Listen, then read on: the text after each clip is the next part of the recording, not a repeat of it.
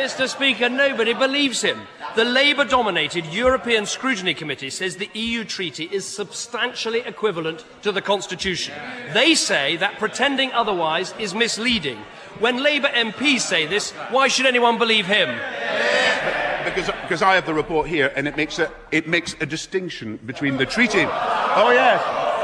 Well, if they want a debate about the future, they should read the full report, and it makes a distinction between the treaty itself and its effect on Britain, with the protocols, the opt-ins, the exemptions, the emergency brake, and the veto.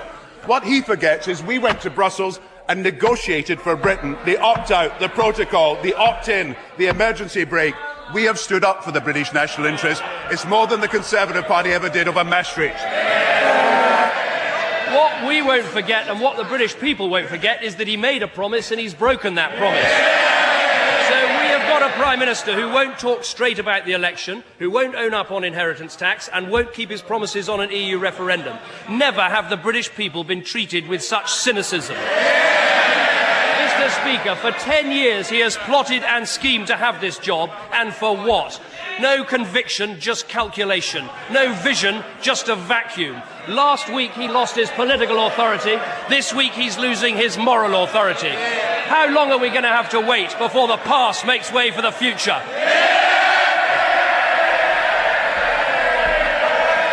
This is the man who wanted the end to the Punch and Judy show. This is the man who wanted an end to name calling. Mr. Speaker, we are the government that has created 10 years of economic stability in this country. We are the government that adopted a minimum wage against the Conservative advice. We are the government that made the Bank of England independent against Conservative advice. We are the government that has delivered record rises in health expenditure against Conservative advice. We are the government that is improving our education system against Conservative advice. And we will continue to govern in the interests of the whole country.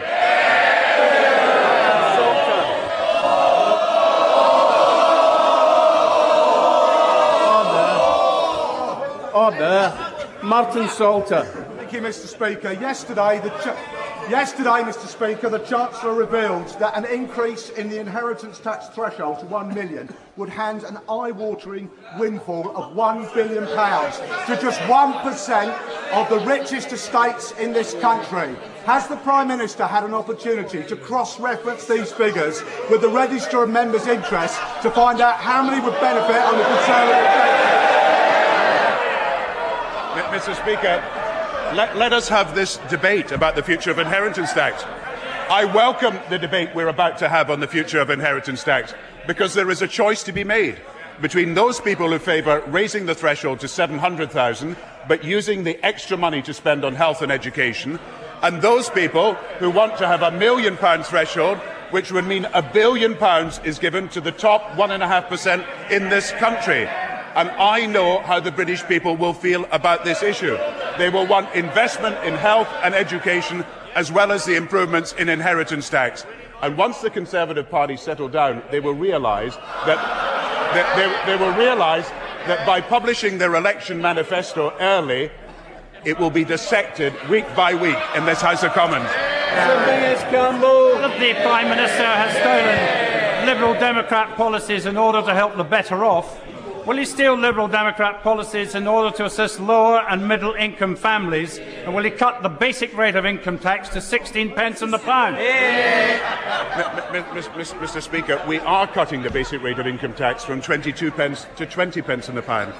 But what we will not do is follow a Liberal Party policy where they would cut the basic rate by another 4 pence, costing £12 billion, putting the public finances at risk, and exactly in the same way as the Conservative Party, they would put the economic management of the economy at risk. We will not follow that policy.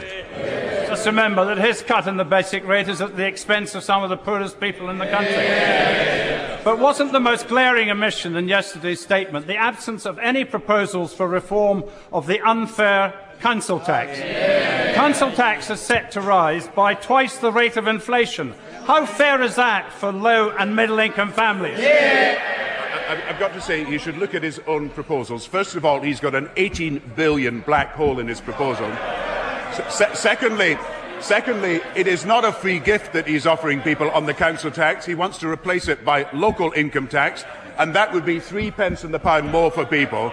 And thirdly, at every point that I've costed the Liberal Party proposals, nothing adds up. They'd be better going back to the drawing board. Bob Waring. Mr. Speaker, the government is giving considerable assistance to London in preparation for the 2012 Olympic Games.